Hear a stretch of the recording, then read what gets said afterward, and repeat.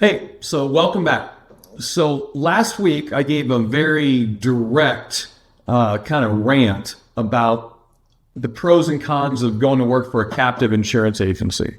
And really what I was trying to do was to help agents figure out how to vet the right one to go to. I want to reiterate that I don't think captive insurance companies are a bad option. I think they're a great option for a lot of people when they start out. And I think they're a great option for certain people forever. I mean, if you're not an entrepreneur, if you love and just need that culture and that support, they might be the right one, might be a career that you could stay at forever. But I also think that there is a vast majority of insurance agents out there that it's not the place for them to stay forever. It's a starting point. It's a place for them to get some education, knowing they're going to give up some comp, to get some experience in the business and eventually evolve into growing to the independent world. Today, I'm not going to talk about captives though, other than one last little thing. But today is about helping agents that are at the point in their career where they're looking at evolving to an independent channel or maybe looking for a new IMO. And I want to teach you some of the things that I think you should be looking for as you're evaluating the different independent IMOs that are out there. Before I get to that, though, I've got to talk and say that it's very coincidental. I had a meeting this morning, a phone conversation with the manager of a captive organization. It's a guy that I really respect, so it was a good conversation. But he watched my podcast last week where I might have got a little aggressive on captive agencies. And he asked me a question and he said, Jeremy, where do you think agents make the most money at? On the captive side or on the independent side? And without any thought, I said, on the independent side. Now, I should have known that he was walking me into a bear trap at that point because he was ready for this conversation. But he says to me, do you realize that most captive insurance agents make between $80,000 to $100,000 a year? And a lot of independent agents, they fail out inside the first year. Now, I don't know where either one of us were really getting our facts to make our argument. So I did the only thing that I could think to do after our conversation was over, and I chat GPT'd that question. And so I want to start today. I'm going to read to you what chat GPT said to me when I asked who makes more money between the captive side or the independent side. And it gave some good information. Here's what it said. It said, independent wins on potential income. Higher compensation, multiple carriers equal more closed deals. I'm not really sure that applies quite as much now as it did 20 years ago. 20 years ago, captive agencies, when I first started, we could only sell the annuity, the MedSup, the life, and the long-term care policy for that company. Now, a lot of captive companies will offer you the full brokerage slot of companies you can choose from. Renewal income and the ability to stack overrides. That also might exist to some degree with some captive agencies if you stay there for a long period of time. The biggest one, though, is ownership of the book of business. It's a sellable asset. You're not going to own your book of business when you're at a captive agency. That may not be a big thing to you now, but it very possibly will be, later down in your career. It said the typical trajectory, 1 to 2 years. Similar, sometimes a lower trajectory than captives. Year 3 plus, though, it's often significantly higher for the independent side. Long term, you're talking $150,000 to $500,000 or more for top producers on the independent side. Captive wins on predictability. I can't argue that. Sometimes you're getting a base salary with lower commissions. The company a lot of times will provide training, leads, brand trust.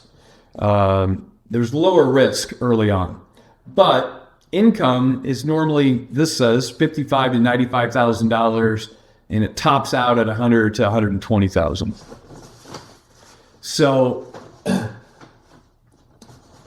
here's the thing. Most independents, when they go into that channel, if you ask ChatGPT, it's going to tell you that the reason they're going to fail is because they don't have training, leads, structure. It's all commissions, so it's a lot more pressure. And sometimes that can be true, and sometimes that can not be true, depending on which IMO you go to work for. So anyway, I wanted to, kind of just tell you what those numbers are. I think the real summary to that debate is it's a different answer for everybody, based on your skill set, based on what you're looking for, your standard of life, how much money you might have to start with when you get going, whether you're self-starter. I think it's different for everybody, but that gives you a little bit of the pros and cons of both sides. So now let's get to what today's talk is really supposed to be about. I want to talk to you about pros and cons and how to interview and things to really look for when it comes to trying to find an independent IMO. And I'm gonna start with telling you to ask yourself the same question I told you to ask yourself if you're going to interview a captive agency, and that is, what is it you're getting for what they're keeping? Now, on the captive side, they're going to keep a lot more of your compensation. Maybe they're giving you more, but they're going to keep a lot more commissions. On the independent side, you probably don't get quite as much love, affection, hugs, culture as you do on the captive side, but you're gonna make more money. They're going to keep less. But I think it's really important that you understand what's on the table. And so I'm gonna explain to you how much money an independent IMO can make on said agent. So, for example, if you sell annuities, an average street comp on annuities is going to be around 7%. There is somewhere normally between 2.5% to 3% on top of that the IMO keeps. And maybe they'll give you a little bit of that if you're a big producer. But that's what they're making, is 2.5% to 3% on your annuities. Life insurance, big variance based on which companies, but they could be keeping anywhere from 10% to 60% above what street level is on a life insurance contract. Medicare supplements, you're probably a variance of maybe 2, 3 to 6 or 7 points. 7 might be a lot. 6 is probably the high end. That probably is what an IMO makes or keeps on your Medicare supplement sales. Medicare Advantage is all the same. It's all regulated. Now, there is one difference, and that is, and this is a benefit that's decreasing. A lot of companies aren't even offering this anymore, but IMOs can pay you money on the side for marketing allowances. There's less and less companies that are even offering that to the IMOs, but that's been one separator of why somebody might choose this IMO over that one. But with all that said, I want to make a strong point here that street level comp, no matter which IMO you get, is probably what you're getting. If you're coming into it and you do a lot of production, you might get a little bit over street, but you're probably going to get a little bit over street with all the other IMOs as well. So I guess what I'm saying is compensation, while that might be one of the most important things to you, that isn't going to be one of the main factors in determining which is the right IMO in the independent channel for you to go to work for. Because they're all going to be the same for the most part.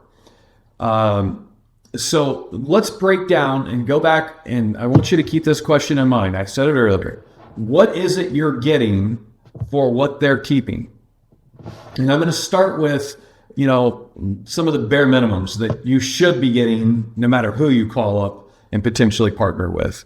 You should be getting access to the contracts. You should have a marketer that most likely is an expert in the products.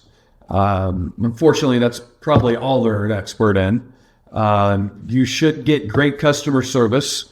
They're all going to say that anyway. Unfortunately, you aren't going to really figure that out until you're, into the ballgame with them. Leads is a big thing. Leads is something, on top of comp, it's probably the number one thing that agents are looking for. Marketing systems. How can you help put me in front of people? There are a few IMOs out there that have a proprietary lead system that are offered to some of their agents. And so I don't want to say that's not a true statement. But 9.5 times out of 10, marketing companies, if they have a lead system, all it is it's a relationship with a third-party lead vendor. And that shouldn't be a reason to choose an IMO either. Because if it's a third party, that means you can go to them and get access to their lead system regardless of who you run your contracts through. Number 5 thing that, it's going to be different levels, but you should get some form of technology, whether that be CRMs or lead management programs, Medicare Center, things that will help you do your job. Some companies have way more technology than others, but that's at least on the topic line of they're all going to have some technology to offer you. Keep this in mind, please. You are the prize. You're not interviewing for them.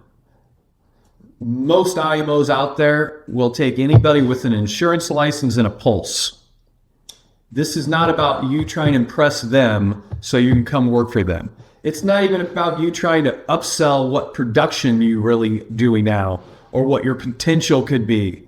Because to be honest with you, they're going to listen to that. That might excite them a little bit more, but it's not going to really affect what your compensation levels are going to be unless you can actually show proof of production. I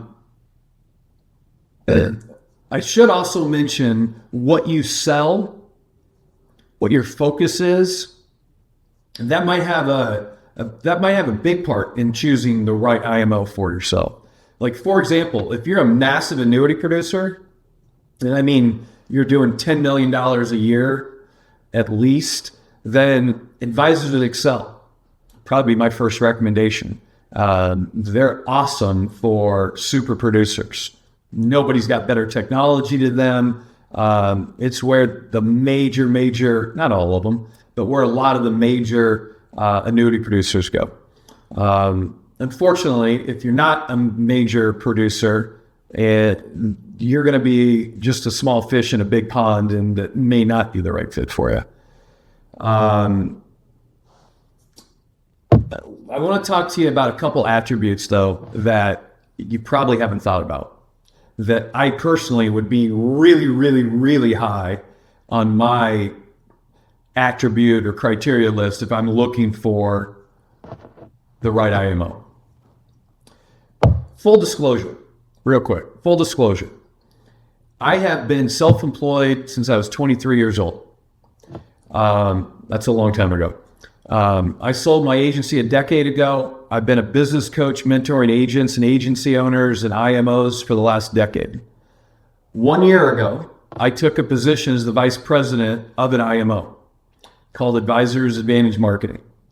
I just want to be full disclosure with that. My channel, I don't think I've ever even disclosed that.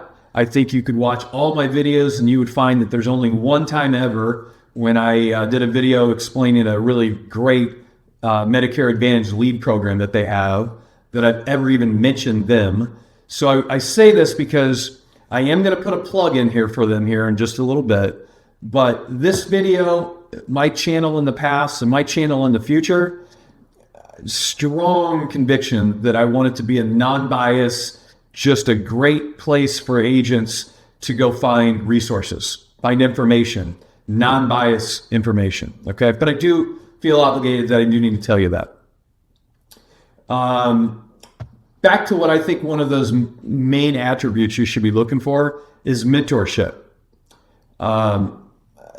Again, most IMOs you call up, you might really like the marketer. They might be great. They might be great at customer service. They might know their products to the end. They might be great at case design, but 97 times out of 100, that's the end of their scope. Okay. There's a lot of companies, there's some companies out there that also have business coaches. And I would strongly be looking for a mentor. You don't necessarily have to find somebody that works for that IMO. You can find them. I used to do it where I was outsourced, didn't even do with where your contracts line. There's other Jeremys out there, some of them probably better than me, But find a mentor. When I first got into the business, I built a $30 million practice and I did it in 3 years. But I was very, very fortunate that 6 months in, I found a great mentor. If I wouldn't have found him, I most likely could have been one of those statistics that failed out in the first year. I think it's probably the most important thing that if you're just entering into the independent world, or even if you've been there and you're trying to grow, finding a business coach, somebody that not only has sold products that you're trying to sell, but hopefully somebody that's actually built businesses and companies like the one you're trying to grow. That will save you so much time, money, and mistakes. You'll never underestimate it. I think that I got some notes here, so I keep on track here. I think that finding some IMOs that also have great health to wealth programs is really important. What does that mean? It means if you're a Medicare agent, that they can involve you and teach you how to start selling other products. Now, most of you that sell health insurance and just heard that statement are saying to yourself, not me. I'm staying in my lane. But look, let's be honest for a second. If you just look at the trajectory of the last 3 years in the Medicare world, it's been chaos. Not saying it's going away, not saying things aren't going to get better, but it's kind of scary to sit there and think that my whole life is going to be dependent upon this one product. I'm going to tell you that I would bet a lot of money that if you stay in this industry, at some point, whether it's this year or 4 years from now, you are going to want, if not have to, evolve to learning how to cross-sell your clients other products. And you should, to be honest with you. It's way more profitable, takes a lot of pressure off of your marketing. I've done videos where I preached all about that, so I'm not going to continue to do that. But that's another big thing you should be looking for, I think, when you're interviewing different IMOs. Do they have a mentorship program? Do they have a health to wealth program? Can they teach you if and when you're ready to start cross-selling other products?